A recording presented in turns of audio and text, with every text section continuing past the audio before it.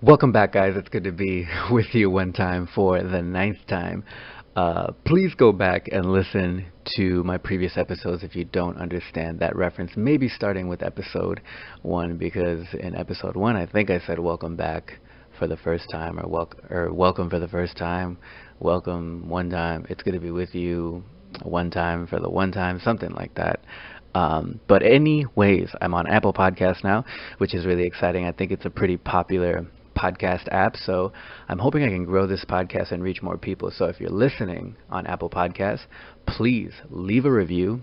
I'm an amateur podcaster. I don't think that is a secret. But if you've been able to look past the audio quality while I figure that out, and maybe the awkward way that I talk while I also figure that out, and have enjoyed the content and the substance of the podcast, maybe consider leaving me a 5-star review, and it'll help me grow my audience faster. I think that's why people ask for 5-star reviews. Okay, cool. I am, as far as I know, Danny Flow. This is the Danny Flow podcast. I talk about myself mainly, not because you should be exactly like me and think exactly like me and do exactly what I do, but because I think I can teach you things, and I want to teach you things. I love philosophy. Sorry. I love philosophy because I think it's the best tool we have to learn the truth about different things. I strength train, so I love to talk about that. I'm married and am a father, so I talk about that too. And I'm Catholic, which is the best and most important part about me and what I like to talk about, even if in my opinion, that's the last thing people want to hear about. So I guess the best way to have an outlet for that is to start your own podcast, and I did. Okay, cool. You, dear listener, are my dear and beloved Danny Flowist if you decide to regularly tune in, and if you do, thanks so much. I want the best for you, and I do think you'll benefit from listening because I think my ideas are true, right? So far, mostly I don't have a large audience. No one has reached out and said, hey, maybe you're wrong about this. But if someone did, I would take it seriously, and if I thought I was wrong, then I would make an episode about that, an episode correcting myself. All right. Please subscribe if you haven't on whatever platform you're listening, or if you're watching on YouTube, please subscribe on YouTube. Thanks in advance. And share the link to my podcast on Apple, Spotify, YouTube, wherever you're listening. Share it with your besties and your fam bam, and share it on your social media too. That'd be really cool. Okay, cool. I'm going to get right into it because I know this episode is going to be really long. How do I know that? Well, first of all, great question. But I know it because I've been working on it, so that's how I know that it's going to be really long. Excuse me. That probably sounded disgusting. I burped. But anyways, recently, within the last 3.5 weeks, I learned that Rockford, where I was born and raised and currently live, by the way, I don't know if you listen to podcasts around your kids, but if you have any kids and you don't want to have a conversation about adults doing the thing they do when hopefully they love each other, and about some diseases that could result from that thing with too many adults that you obviously don't love but maybe are attracted to, maybe listen to this podcast alone or with other adults.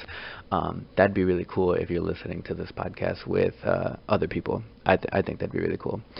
All right. Okay, cool. Yeah. I did the responsible thing and warned you. Okay, so recently I learned that Rockford is number 63 in the country for highest STD rates per 100,000 people. If you don't know where Rockford is, it's about 1.5 to 2 hours west of Chicago. So a few years ago, maybe some, maybe several. When I say a few, I mean at least 3. When I say some, I mean at least 4. When I say several, I mean at least 7. That's what I mean. I don't know what the formal definition is. It could mean something else. The point is, years ago, I remember Rockford was in the top 10 worst U.S. cities to live in because of the amount of violence compared to the population. We had, and maybe still have, way too much crime for the population we have, and I think it's specifically violent crime. So I can't remember if we were number 7 or number 9, but definitely top 10. I tried looking up the year, but I ran out of patience, so at least I'm honest about that. Um, so I thought it was interesting that now we're in the top 70, more like top 65, right? Because we're number 63 in the country. We're number 63 in the country for reported STDs per 100,000 people. So I read up on it, and I'm going to go through what stood out to me as I read. I'll link everything in the description because maybe things that stand out to me wouldn't necessarily stand out to you if you read it. Maybe if you read it, something different would stand out to you. So if you want to read the stuff for yourself, I'll link it in the description. If not, I'm about to go through it. It's going to take a while, and then after, if you care what I have to say about it, you can stick around and listen to the rest of the podcast episode. I hope you do. But first, before I get into the informative section of this podcast, I guess, if you're listening on the audio podcast app, here's an ad about how I started a podcast. So maybe you can start your own podcast to enjoy. Okay, cool. So the first article I read is from mystateline.com by reporter Dylan Sraki. Sorry if I mispronounced that. But anyways, Dylan Sraki, sorry if I mispronounced that, is part of their eyewitness news team there, as in mystateline.com. So the first thing I learned is that the study that ranked Rockford number 63 in the nation per capita used the data from the CDC. The CDC is the Centers for Disease Control and Prevention. The second thing that I learned is that the Illinois Department of Public Health is also collects data on the STDs, and according to them, there were 2,100 reports of chlamydia, 750 cases of gonorrhea reported in Winnebago County in 2018. Now, Winnebago County is made up of Rockford and Machesney Park, South Beloit, Pecatonica, New Milford, Winnebago. Winnebago is a county, and a city, town. I think it's more of a town because I think it's smaller. So again, Rockford, Machesney Park, South Beloit, Pecatonica, New Milford, Winnebago, Roscoe, Rockton, Durand, and Seward. So among these 10 cities in Illinois, there were 2,100 reports of chlamydia, 750 reports of gonorrhea reported in 2018. However, it doesn't specify how many of the reports came from each city. So for example, did Rockford report 100 or 2 or 300 reports of chlamydia out of the 2,100? It doesn't say. The third thing that I learned from the first article that I read, not necessarily that I learned, I guess, but that I find interesting, is that the Winnebago Health Department says it's important for sexual partners to communicate medical issues with each other. Why do I find that interesting? That's a great question. So it seems obvious to me that if one has medical issues that can become someone else's medical issues through sexual activity, it's the right thing to do to communicate those medical issues before any sexual activity occurs, because it's the person with the medical issues responsibility to make that risk clear. I hope I explained that right. Now, if either person involved doesn't know they have medical issues that can be passed along through sexual activity, then we can't say one was wrong for not communicating medical issues they were ignorant about. The most we could say is everyone should know whether they have medical issues that can be passed on through sexual activity or not. Now, if you've never listened to any of my previous podcast episodes, then you don't know that I'm Catholic. So, surprise! Maybe you hate me now, or maybe you love me, or maybe you couldn't care less. Maybe it's irrelevant to you. What does that mean, though? That's a great question. It means I believe everything the church teaches on sexuality. I've adopted the church's philosophy on sex and the church's philosophy on morality. Have I always been this way? That's a great question. No. The answer is no, which means I did a lot of reckless things with my sexuality, and here's the really sad part. I did a lot of reckless things with other people's sexuality of the opposite sex, which I repent of. Am I a hypocrite? You might think so. And if you do, that's okay. I will say I try to be consistent. I try to believe the same things in private and public. It's not like I say I believe what the church teaches on sex and then do the opposite or something different from what the church teaches. Maybe you have some evidence that in 2009 I was doing the exact opposite of what the church teaches on sex. And so you're like, aha, I got you, you rat bastard.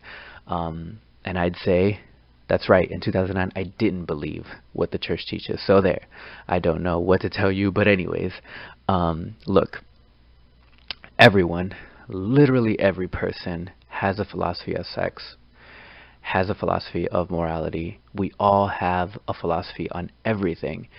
Some things are just less controversial or divisive or sensitive, and so we forget we have a philosophy on literally everything, or at least everything we care about. If we care about something, we have a philosophy about it. There, that's a more modest claim. And this podcast is meant to point out the ways in which we philosophize and how we can do it better. So we'll get into the philosophy of sex and morality after I finish going through everything that I read. For now, I happen to think persons that aren't married shouldn't engage in sexual activity. And again, I didn't always think that proposition is true.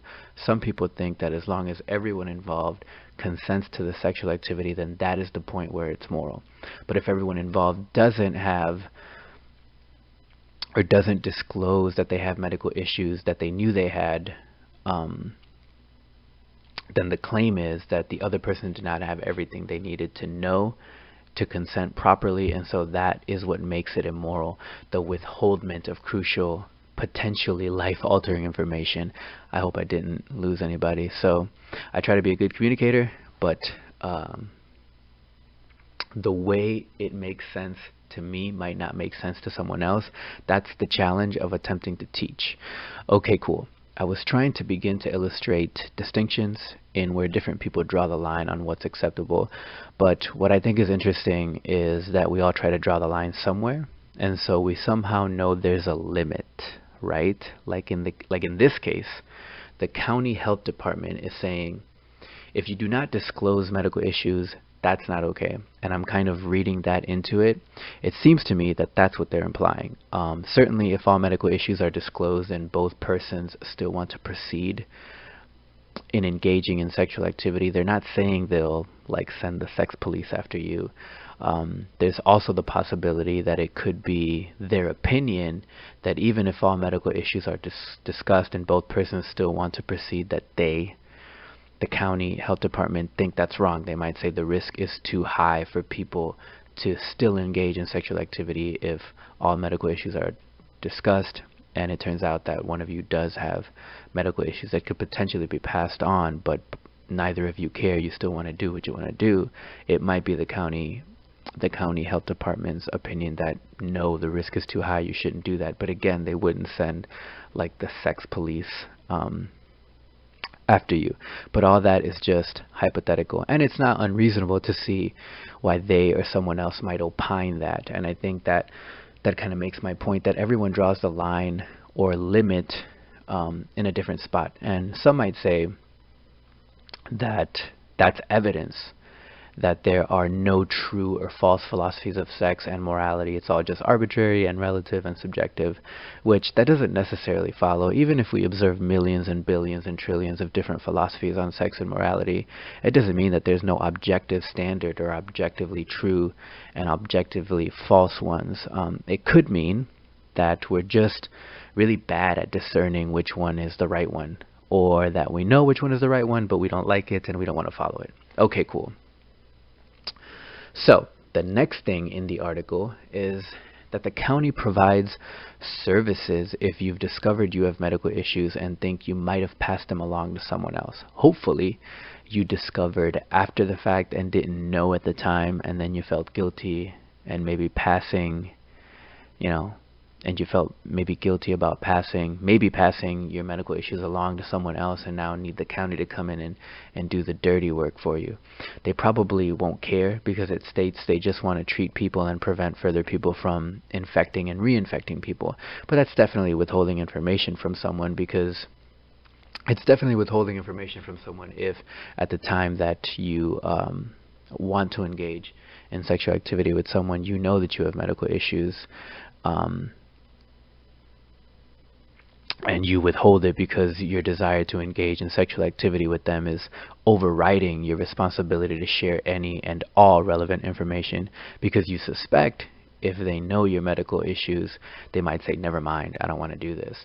It'd kind of be like if a married man or an engaged man or a man with a girlfriend can you believe it? Can you believe that I can't get the word out? Let me start over. That way you know that it's live. Well, not live. It's pre-recorded, and then now you're listening to it. And if you're listening to it, it's definitely not live, because it's the future for me, and no, it's the past for me and the future for you. Whatever. Anyways, it'd be like a married man or an engaged man or a man with a girlfriend withholding that they're married or engaged or in a serious dating relationship, because withholding that from a woman who is willing to do whatever sex act with him, but she's assuming they're pursuing each other because they're single and not in an exclusive relationship or with any other commitment. So if the woman involved knew about the man being in any of these kinds of relationships, she might change her mind, right? She might say no thanks. Of course she could say, sure, whatever, I'd still like to do this. But then what about the woman that's the wife or fiance or girlfriend? Shouldn't she be asked how she feels about this? Of course there are such things as open marriages, open engagements, and open dating relationships. However, I hope that's not the norm. I hope the norm is everyone agrees at the beginning of the relationship to be exclusive, even with their sexuality. But I don't know how common open relationships are. Okay, I hope that made my example about withholding information, even with all the mispronouncing and the weird paradoxes about you listening to it, and whether that's the past or the future for me, whatever. Okay, cool.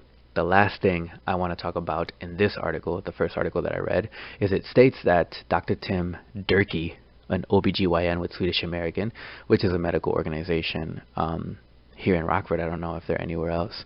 The doctor wants to remind people that these diseases still exist. So yeah, me too. I would like to remind you that these diseases still exist, and I'm going to read into this a little bit as well. So I think most people know sexual activity could lead to sexually transmitted diseases.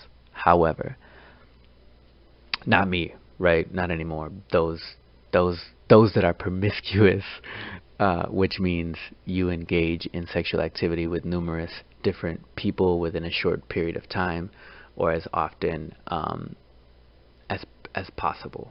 Right. It's something I think referred to as the hookup culture.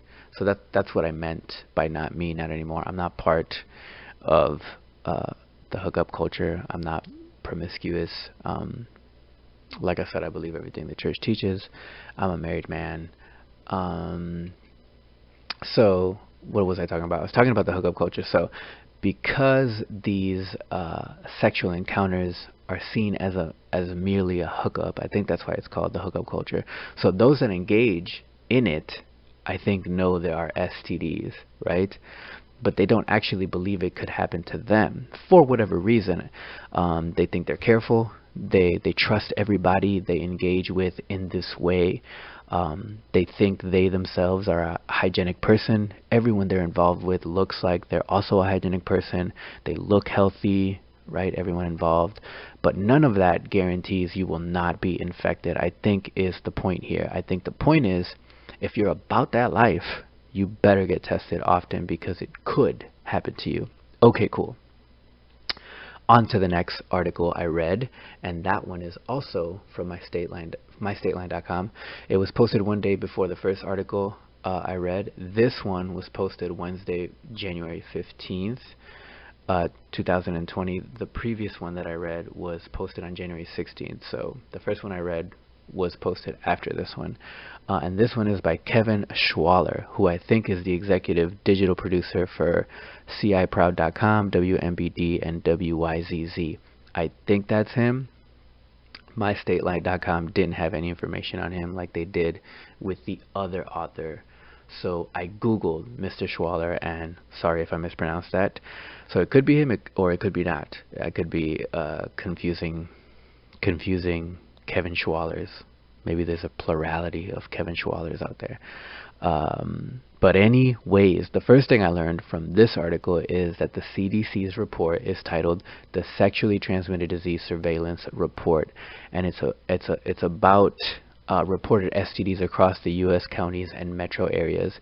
Then this article also states Rockford is number 63 in the country, and that's with the population of 180,621. But in the top 20 cities that are considered a metro area, which is Rockford is considered a metro area, it has the smallest population. I'm not sure what that means. It's not a good thing, right, to be the smallest metro area and yet still have the number 63 highest rate of reported STDs per 100,000 people. So then it breaks down the different kinds of STDs reported in Rockford. So 932 cases of STDs per 100,000 people.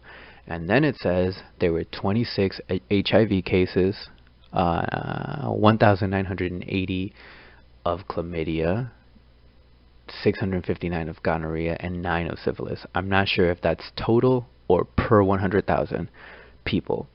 All right, then it tells us Peoria is higher on the list than Rockford. We're at 63. Represent, I guess. Just kidding. I don't know. And shrug. And Peoria is number 16 with 1,421 reported STDs per 100,000 people. And lastly, according to the CDC, 2.4 million combined STD cases were reported across the U.S. in 2018. I looked up the population of the U.S. in 2018 because we're in 2020. Granted, it's only the first month of 2020, but that doesn't mean that the population couldn't have grown or has decreased, right? People are born every day.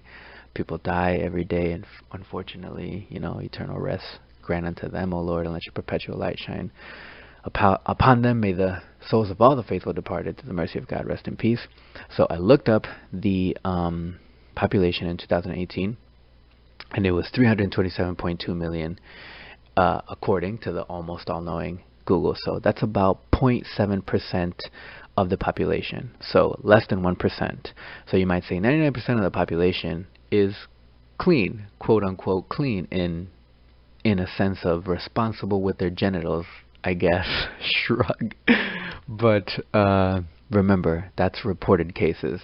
There could be and probably is cases that are unreported, so it's probably it's probably more than 0.7% of the population.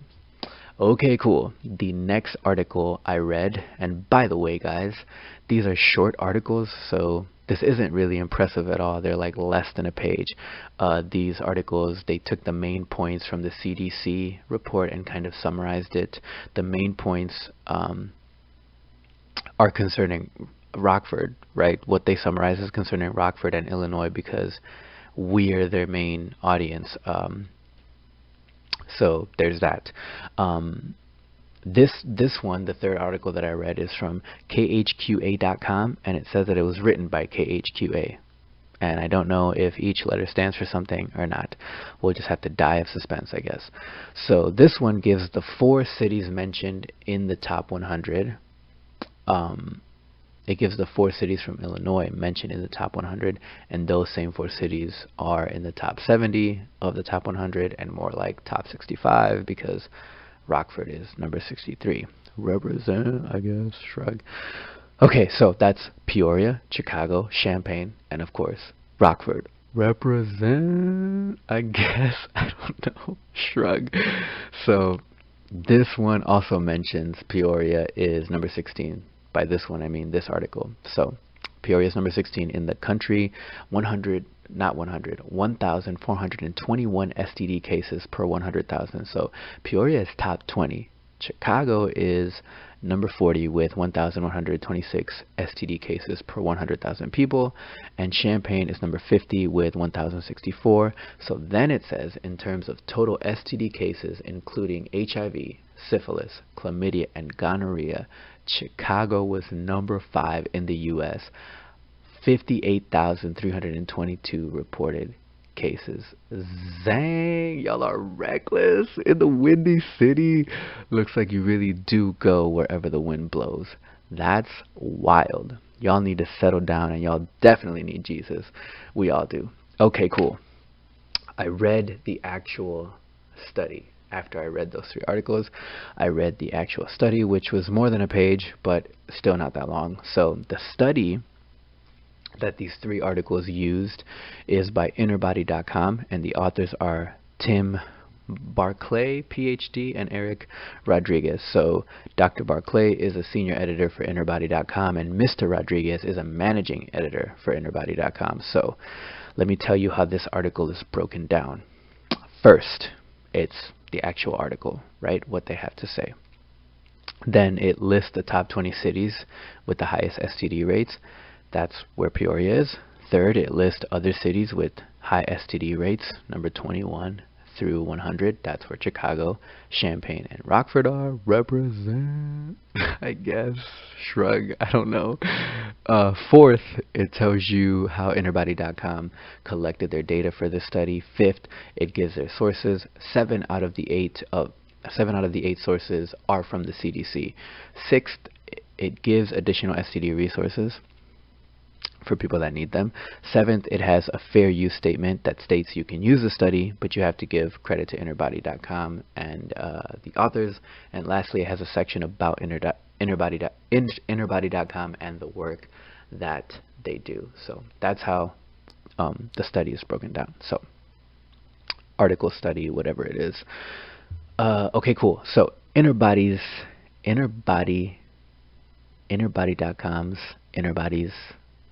Innerbody's research team studied the CDC report, and then they provided their analysis for current STD trends, right? They analyzed the CDC sexually transmitted disease surveillance report city by city, and that's how they came up with the top 100 cities with the highest STD rate. So half of the top 25 cities are in the South. So I guess that's why it's called the Dirty South, or not. I don't know. That's a dad joke. It was meant to make you cringe. But anyways, so California has the most cities in the top 100 with in the top 100 cities with reported STDs per 100,000. They have 7 cities in the top 100, and Ohio and Texas are tied for second with 6 cities. And then the list of the top 5 cities in the nation with highest, just overall STDs is number 1, LA. Number 2, Chicago. Illinoisans represent, I guess. Shrug. I don't know, man. Number 3, Houston, Texas. Number 4, Phoenix, Arizona, and Philadelphia. Pennsylvania is number 5. So I guess it's not just brotherly love going on in Philly. So that's weird. So then this is scary, right? Because it mentions the 2.4 million reported cases of STDs in the U.S. In 2018 that the other articles mention, which right? Like, this is where the other articles got it from. But after that, so after that, the scary part is that it says, well, like, the scary part, like, for people that are about that life currently, right, is that the article says that many STDs are asymptomatic, which means there is no obvious symptoms that you may have them. That's crazy. It says HIV and syphilis can be in your body before any signs of infection become apparent. So the point is that these statistics don't include people who are infected and don't know it yet. What? That's crazy. That's wild. And I think that makes the point I made earlier about people that are about this life. And you might say most people have been about this life at one point or the other, and I would say you kind of have a point if you say that. If you say most people have been about this life at one point or another, you kind of have a point. I mean, it's common that most people have a reckless period with their sexuality, but that doesn't mean everyone has, or even most people. I mean, most people would just be 51%, right? Or technically 50.1%, right? Or 50.01%. You get the point. If we wanted to think about the lowest number it would take to be considered the majority, we could just keep, adding zeros, 50.001, whatever. But my main point is that even though we think it's uncommon that some people are really careful with their sexuality, doesn't mean there aren't people out there, and it doesn't mean they're prudes or think sex is nasty. That's a stereotype. They could have reasons. To be really careful with their sexuality, just like someone who's more reckless with their sexuality has reasons, and you can disagree with those reasons or don't think those reasons are any good. It's kind of like people that are promiscuous. Some of them may be doing it mindlessly. That's definitely a stereotype, but maybe some people thought a lot about it and came to the conclusion that it's okay for them or anybody to be promiscuous, right? We can't assume people don't think about these things. And certainly one of the reasons that I started my podcast is to hopefully provoke people to think about these things, about why they do the things that they do, what's their philosophy behind the things that they do. Okay, but my main point, if you're currently about that life, don't think that it can't happen to you, right? Because this inner body analysis, just said that most of these are asymptomatic. HIV and syphilis are asymptomatic, and you could have it and not show symptoms. Science says, right? Okay, cool. So the CDC released their report in October 2019, and then after that, InnerBody.com studied and provided this analysis. The CDC report and the analysis provided InnerBody. The CDC report and the analysis provided by InnerBody don't include herpes, so who knows what's up with that? Not me. InnerBody got their state population and metro area population from the U.S. Census Bureau, and it states the CDC doesn't have STD data for all U.S. counties, just some of them. So some U.S. counties are unreported, and maybe those U.S. counties would have made the list. Maybe some of them wouldn't. We just don't know, right? So the last thing I'll say is that in the section of InnerBody, it says the writers and reviewers have advanced degrees in the relevant scientific fields that they write and review about. So there you go. There's that. Okay, cool. I hope you made it this far. So I think I'll try to say something about everything, unless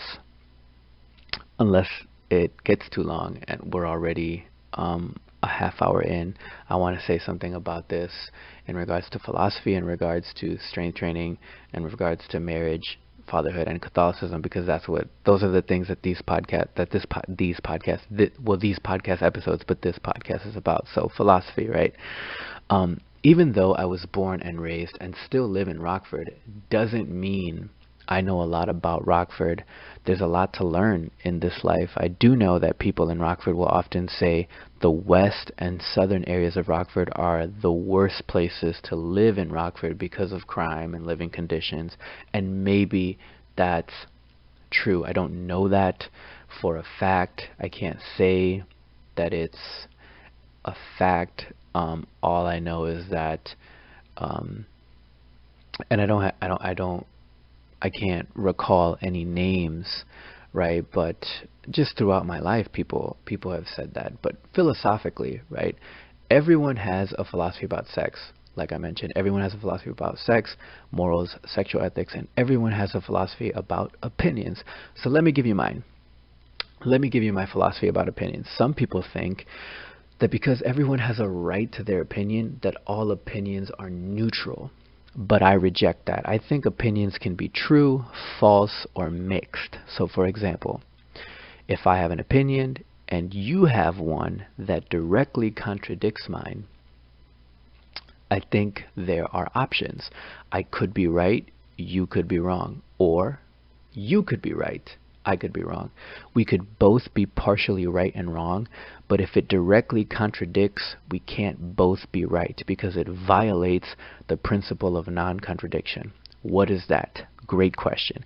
That's a philosophical principle that two things can't be true about the same thing in the same way if they contradict. For example, I can't be 5'8" and 5'9", right? Because the thing is my height, right? The way is, I guess, my measurement. I'm measuring it, so I can't be 5'8" and 5'9", right? That's impossible. It contradicts, right? I'm either 5'8" or 5'9". It's not a principle you can prove scientifically, so there, I lost some of you, right? Some of you, if I can't prove something scientifically, if others can't prove something scientifically, you reject it. So I can't prove it scientifically, you know, for example, through physics or chemistry. At least I don't know how to do that. It's something, the principle of non-contradiction, it's something that you prove through arguing and giving reasons, examples, analogies. So that's my philosophy on opinions. Could be true, could be false, could be mixed. Depends on the reason one gives. So the same holds for philosophies on sex and morals. If you hold a philosophy on sex, for example, you think one-night stands are morally right or neutral, then you hold that because you think it's true, or you hold that because you don't think it can be true or false, rather it's subjective or relative, or you hold it mindlessly. You've never really thought about it, you've just done it. You haven't stopped and asked, is this right, is this true, is this false, is this right, is this wrong, is this okay, is it not? You just kind of do it mindlessly. So another option is you could know that it's false, right, and not care and want to do it anyways, and then you do it anyways. I had someone tell me that if you say do, it's like a double negative, right? That you're just supposed to say you do it anyways. So let me rephrase that. You could know that one-night stands are morally wrong and not care, and you do it anyways. There, I corrected myself. So I don't want to address what I mentioned about Rockford being the, you know, top 10 violent cities. Maybe I'll do that in the future. This episode is already going to be long, so it's unfortunate that Rockford is considered violent and has a high STD rate. So as far as the latter, as far as the STD rates, we could change our philosophy on sex, right? We could adopt a philosophy on sex that is more careful with our genitals. I mean, we should know it's not a toy, right? It can potentially create life, which is quite beautiful. Now, if you don't automatically think about it in those terms, it's probably because the pleasure that is involved in sex is so powerful that it often overrides the fact that you can reproduce with it. But we're not completely blind to it, which is why there's such a thing as condoms, which don't prevent STDs, artificial contraception like the pill, the shot, etc., which don't prevent STDs. That's why some couples use what's called the pull-out method, which is the act of withdrawing before the man climaxes to prevent fertilization, because they have no idea if the woman is fertile or not, and they want to do the act but definitely not conceive. By the way, I don't encourage or advocate or promote or recommend any of these methods. I'm just talking about them because they are realities independent of what I think about them. If anything, I would encourage you not to do any of this. Again, not encouraging, just talking about it. One more time, not encouraging. The point is, we know sex makes babies, and there's different philosophies. Now, here's different philosophies. Some think the most important part about sex is the pleasure, the potential fertilization, and the bond it creates between the people, the man and woman involved, is secondary. Let me say something. Let me say not something. Let me say a lot about the bond part. Sexual activity changes things. It's a bond physically and non-physically. It's a bond physically with the physical part of ourselves, obviously our body, but then it's also a bond with the immaterial part of ourselves, our personality. It's a bond between personalities. You might disagree, but the most stable relationship men and women have is marriage, either civil marriage or religious marriage. Usually religious marriage includes the civil part, so that's why I kind of make a distinction between that. In both cases, whether it's just civil marriage or religious and civil marriage, in both cases society knows this man and this woman are off the market. Once a married couple has sex, things are different afterwards. Hopefully things are better, because you make yourself vulnerable in the act, right? This person, your wife or your husband, gets to be with you in this way that nobody else gets to do until you die, unless you're unfaithful. So if it changes things in a marriage, it obviously is going to change things. Or let me be more modest with what I say. Or maybe not obviously, right? It's reasonable to argue and think that if it changes things in a marriage, that if an engaged couple hasn't had sex and then they do, things will change, right? If a couple in a serious dating relationship hasn't had sex and then they do, things will change. If a couple in like an open relationship have sex with each other for the first time, things will change. And then since people in an open relationship, they go off and have sex with other people, after that happens, things are going to change, right? If a man and a woman decide to do what's known as friends with benefits, right? They're friends, they're not in a dating relationship, they're not exclusive, they go on other dates, right? But they want to have sex with each other. That's the benefit part. After they do that, their friendship won't ever be the same. It changes things. So sometimes a man and a woman decide that even though they're essentially strangers, they're not friends, they they don't have conversations and stuff like that, they're going to use each other for sex. They're sex buddies, to put it mildly. There's other ways to describe that, and I'm not going to describe it that way. So they're still strangers, right? They know very little about each other, but things are different after they have sex. And in this case, it's not unreasonable to argue that they're just using another person to masturbate. The woman is using the man to masturbate. The man is using the woman to masturbate as well. When a man or a woman masturbate, they're essentially arousing themselves until climax using their imagination or watching something on the computer. But afterwards, they're not friends with their imagination. I mean, we all talk to ourselves, right? But we're not like friends with our imagination. We're not friends with our laptop, right?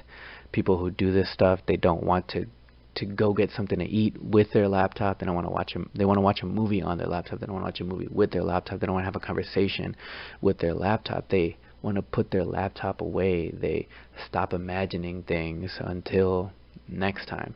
That's essentially true with a sex buddy. You essentially want to put that person away after you do what you do with them. You don't care about them further than you don't want any harm to come their way. You want sex from them. You wish them the best in their endeavors, but each time after you get the sex from them, you don't want to hang out with them. You want to put them away until next time, similar to your laptop or your phone, whatever you use to do the act with yourself. So if we were to put these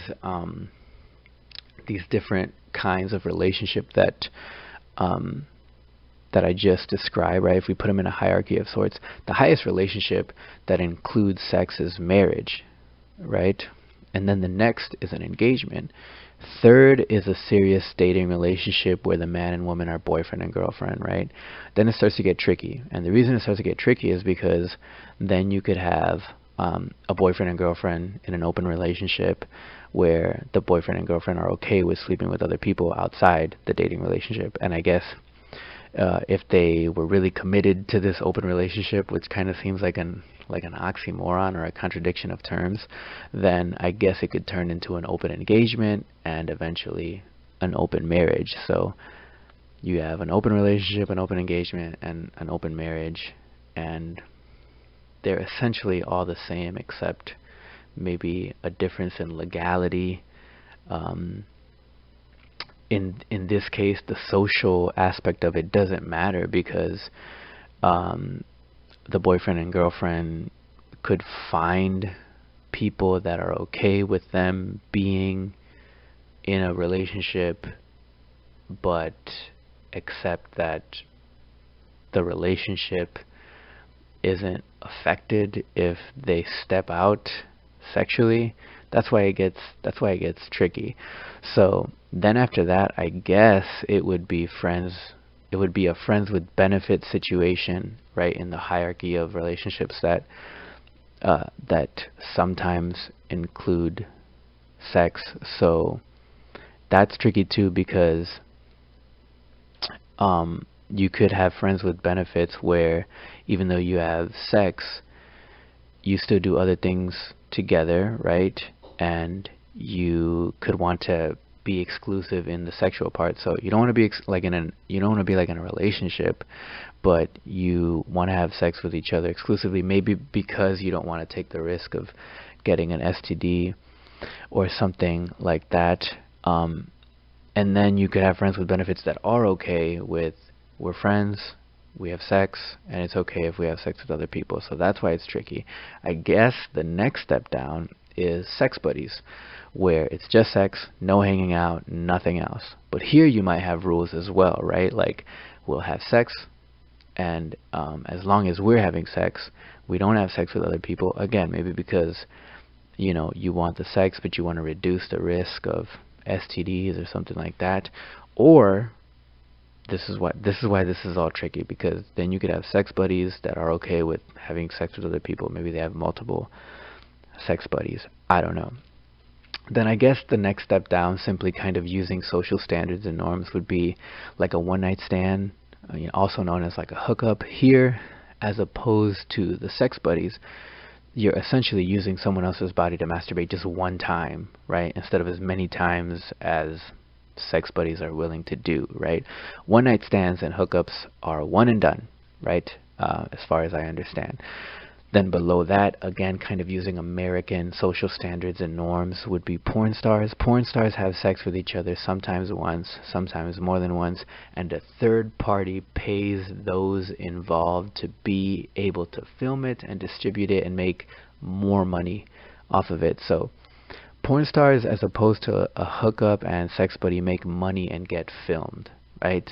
And then below that is prostitution, because usually, but not in every single case, because there are such a thing as male prostitutes, usually a man pays a woman for sex. So the reason I put them in a hierarchy is because one of the things that changes usually the further down you go is when you have sex with someone afterwards, especially probably around the open relationship type.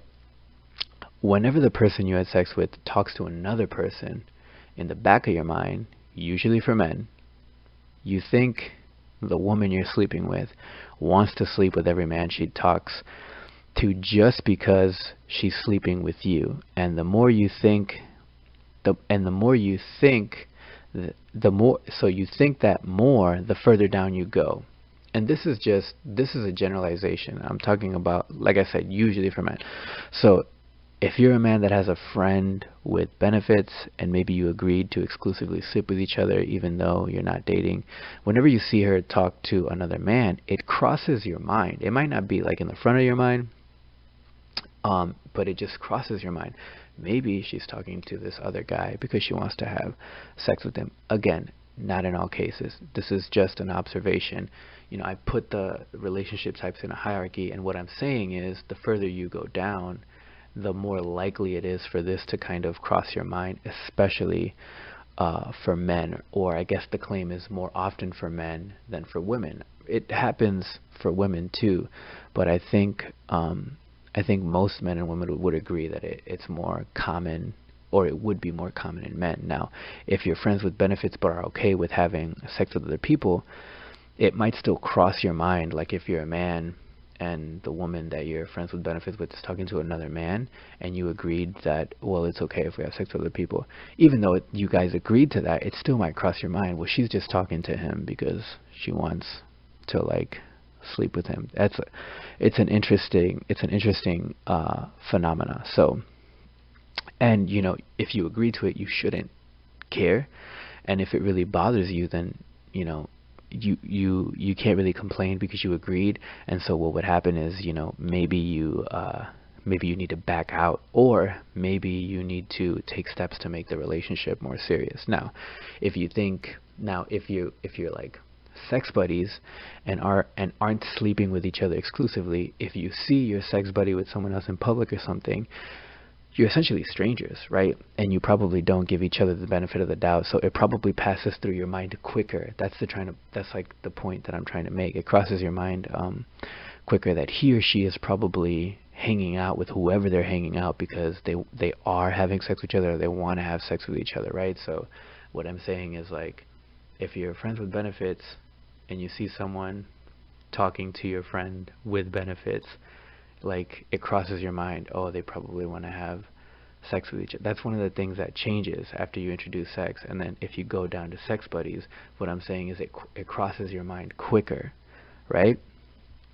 So go further down, go one step down, right? So from sex buddies, it's like a hookup or a one-night stand.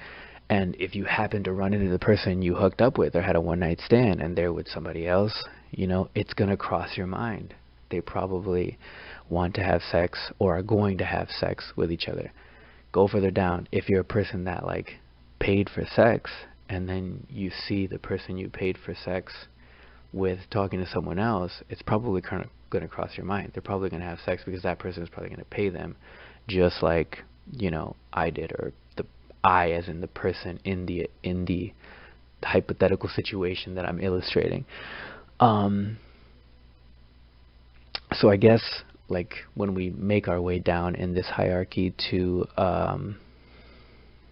porn stars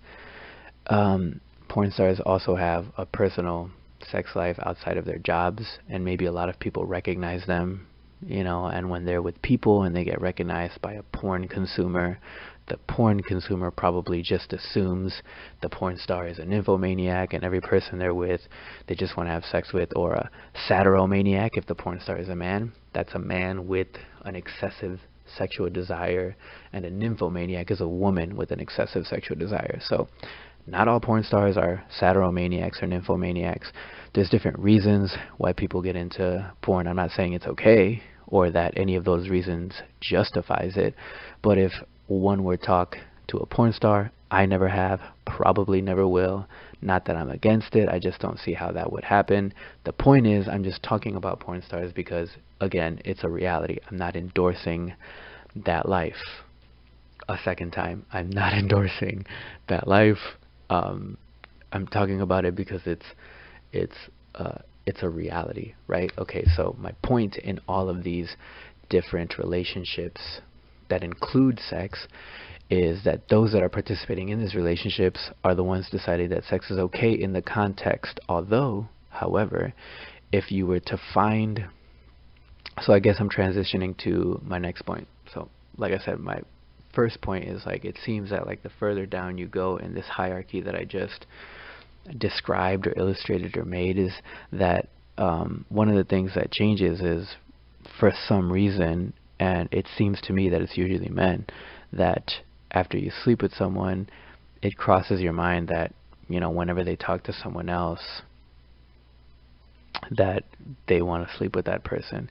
And that doesn't necessarily follow. That's why, and most of the time it doesn't, and most of the times that's not the case. That's why it's kind of like interesting, right? So I'm transitioning to another observation. So if you were to find a married couple that is not having sex, you would think something is wrong, right? Like, there's a problem, we don't know what it is, but it's not normal for a married couple to not have sex. So if you go down the hierarchy, right, that we created, if an engaged couple is not having sex, you might not think something is wrong. You might think that they're saving it for marriage, and maybe you think that's prude, or maybe you think it's sweet, right? Maybe you think it's unrealistic, or maybe you think it's backward thinking, whatever, but you don't necessarily think there's something wrong. Like if you found out a married couple wasn't having sex, you would think something is wrong with their marriage. But a married couple, that's not necessarily true. You don't necessarily think something is wrong. The same goes for dating, right? If you find a couple in a serious dating relationship that's not having sex, you might not know why they're not, but you would probably assume, if you live in America, oh, they're just waiting until it gets more serious, or it's just too soon. Maybe they've only been together a month or two, whatever. So go further down. If a man and woman are friends and they're not having sex, you don't think there's anything wrong at all. It's normal for sex not to be part of friendships between men and women, right? So go down to people that are acquaintances, right? What are acquaintances? Acquaintances are like essentially strangers. You know just a little bit about them. You don't know anything too personal. You might know their name, you might know where they work, right? You don't know what they do in their spare time, whatever. If acquaintances aren't having sex, you're like, yeah, that's totally normal. Most acquaintances don't have sex. So the exception, I think, in this observation is porn stars and prostitutes, right?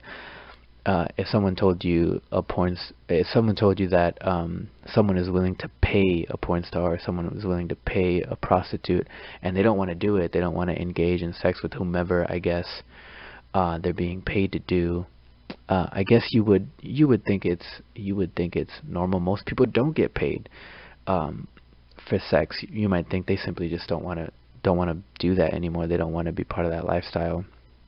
They don't want to be about that life anymore. But you would maybe be curious about the reasons that they want out of the life. You would wonder if their philosophy of sex changed, and why did it change, right? So the further down you go down the hierarchy of relationships that sometimes include sex, the further down you go, it seems to me that it crosses your mind quicker, usually, not always, and mostly for men, and again, not always, that the person that one is having sex with, when they interact with other people, you wonder if they want sex with that person too, for some reason. I don't know why. I think it's simply the fact that you had sex with that person and the relationship is, I guess, vulnerable, because when you're married, even though infidelity in marriages may be common, right? I don't know that to be true. I don't know if it's uncommon. I don't know if it's common. We kind of know by definition that infidelity in a marriage, it's not supposed to happen unless they agree to have an open marriage. But even then, in an open marriage, the spouses in their mind probably think that whenever the other spouse interacts with someone, they want to have sex with them. They just agreed to be okay with it if they do. But in I don't want to say a regular marriage. Well, I mean, okay, so I guess I do want to say a regular marriage, because I consider a regular marriage to not include infidelity and to not be like this open marriage where you can have sex with others. So in a regular marriage, that's not the case, right? Especially if you love and trust the person that you married. When they interact with people, unless they've been unfaithful in the past and you've kind of forgiven them, you might still be wounded, and you might think when they interact with other people they want to have sex with that person. But if everything is fine, if there's no signs of infidelity, there hasn't been any infidelity, usually that's not the case. It's only in these other relationships that kind of include sex that it crosses your mind. So that's one thing. I hope I explained that well. I'm really trying, guys. I promise I'm really trying.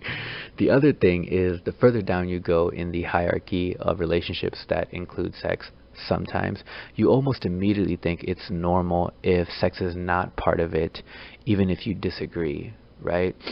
Like maybe maybe you are part of like a friends with benefits relationship, and you know other people that are not part of that, and you disagree, you think people should do it, whatever, but you don't think that it's like abnormal, right? Like if an engaged couple or a couple in a serious relationship isn't having sex, you might think they should be, but you might necessarily think there's something wrong with their relationship. You might just disagree with their reasoning, I think. But friends and acquaintances and strangers that don't have sex, you're like, yeah, that's normal. And then porn stars and prostitutes, if they no longer want to have sex for money, you might wonder if they changed their mind about that being okay to them. But you probably think it's normal to have sex without a payment, like most of the population. I think most of the population isn't a porn star or a prostitute, I hope. So what does that have to do with Rockford? Great question. I think Rockford and probably most of the US just has a bad philosophy of sex. You can have a very inactive sex life and still get an STD. But when that happens, it's kind of like an unfortunate thing, like maybe a guy or a girl saved themselves till marriage because they just thought that's the right thing to do, right? That's the right way, all on their own. But they ended up with someone who had a past. Maybe they were one of these people that showed no symptoms, like the innerbody.com report talked about. And then this person, after the first time they have sex with their spouse, gets an STD. That would be really weird, right? I think most of the time when someone has an STD, we think they have or had a very active sex life. We probably think they're promiscuous, but I'm not sure what the correlation is between having sex a bunch of times with a bunch of different people and the risk of getting, an STD. Like, I don't know. I really don't know the origin, I guess, of STDs. Like, where did HIV come from? Where did gonorrhea come from? Where did syphilis come from? What was the other one? Chlamydia. Where did chlamydia come from? Like, I don't know if it's something that is produced through just having a bunch of sex with different people. That's why I don't want to say that. What I'm pointing out is that's what we assume. We assume that if someone has an STD, that they were promiscuous, that they had a bunch of sex with a bunch of different people. But I don't know what the correlation actually is between that. I don't know if an STD is just produced simply because you are living that kind of lifestyle. I really don't know the origin of these. I just know that they can be transmitted through the act. So yeah, there's that little part of it. So I think if you live in Rockford like me, and if you're listening, thanks for listening. First of all, I think you should reflect on your philosophy of sex. That would be the second thing. Which one of these relationships that I described, is it okay to introduce sex for you? Do you agree with how I defined everything? Do you agree with the two observations I made? I tried to stick to generalizations and not, and not universals. For example, when I said, if you have a friends with benefits, and you're a guy, you see the girl talking to someone else, it passes through your mind, does she want to have sex with that person? What I meant was, like, I think sometimes that happens. I think maybe even mostly, but I'm not saying in each and every case, in all cases.